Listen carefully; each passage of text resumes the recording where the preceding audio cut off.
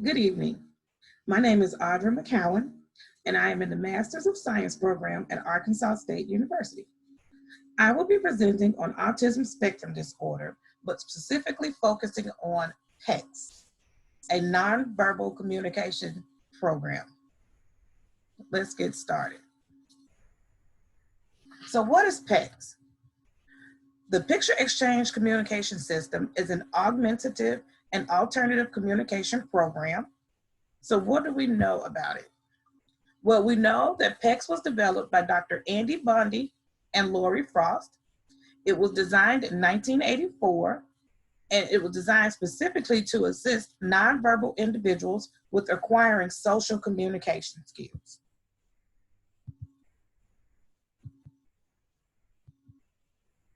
So why Pecs? Why would we choose Pecs? Well, Pecs is a 6-phase program that gradually increases in complexity from phases 1 through 6. Let's look at the phases. In phase 1, the pupil learns to communicate by working with one specific trainer. The pupil learns how to use single pictures in exchange for items that they want.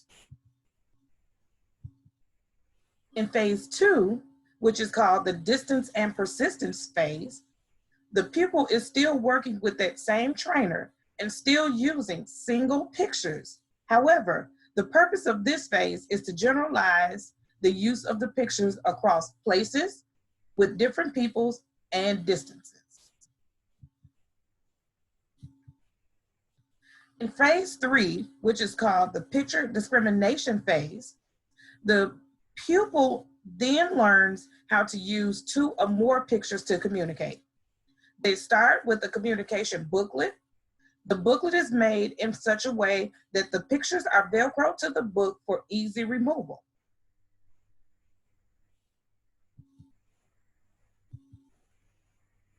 In phase 4, the pupil begins to learn how to put sentences together.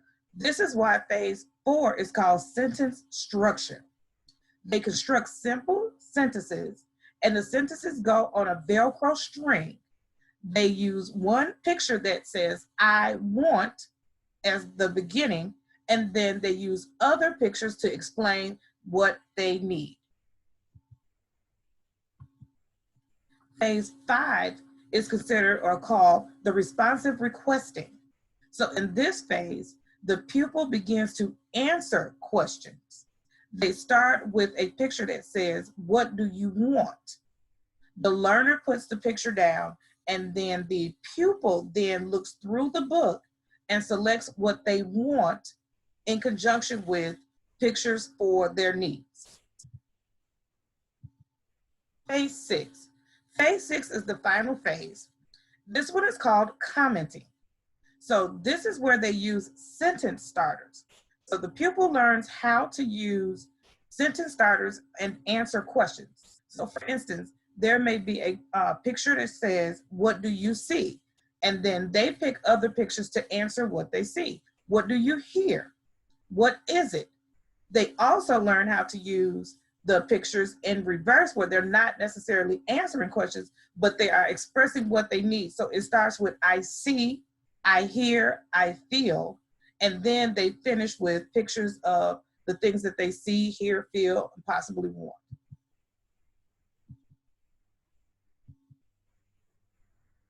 So what is it about Pecs that makes it so great? Well, Pecs training is deliberate and intense. The preferred age to begin is preschool, but it is understood that it can be effective for any nonverbal person of any age. The training is a minimum of 6 months, depending on how well the pupil moves through the programs. You can slow down the program or you can speed it up, depending on how well the pupil is responding. But for a minimum of 6 months, they work with one specific learner. It is ideal for nonverbal people with ASD, individuals with developmental delays, or individuals with traumatic brain injury who are no longer able to speak or to speak clearly.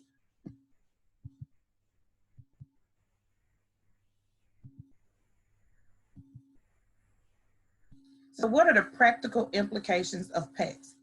So despite being developed over 30 years ago, it still remains one of the most successful programs with repeated favorable outcomes.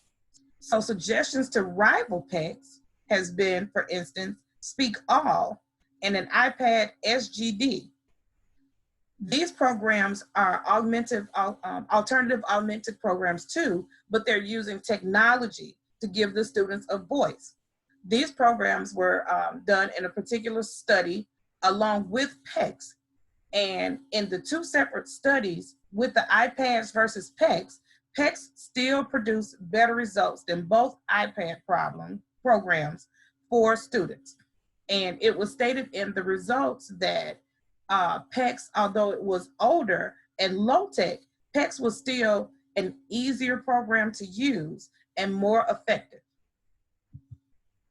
So PECS has been effective in individuals who complete the entire training, acquiring communication skills and expressing complete thoughts with the pictures.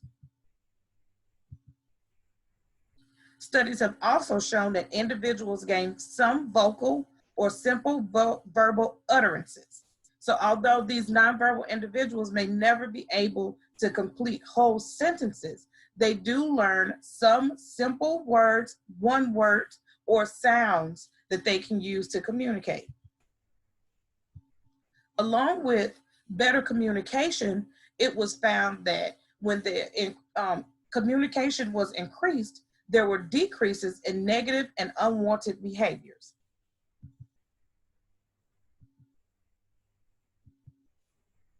So in conclusion, the research suggests that PECS is one of the most promising programs for implementing and acquiring communication for nonverbal individuals with ASD. Studies were completed to test the effectiveness of the low-tech programs to the newer, more tech-friendly iPad applications. In more than one study with different iPad programs, PECS still produced the most favorable results. Applied behavior analysis has received positive and negative reviews among interested parties. PECS falls under ABA when categorized for treatments for persons with ASD. Research has forced me to accept ABA programs and strategies as the most advantageous and auspicious for acquiring communication skills. Here is a list of the references of all sources used to gather information. Thank you. I hope that this information is useful for you, as it was for me. Thank you.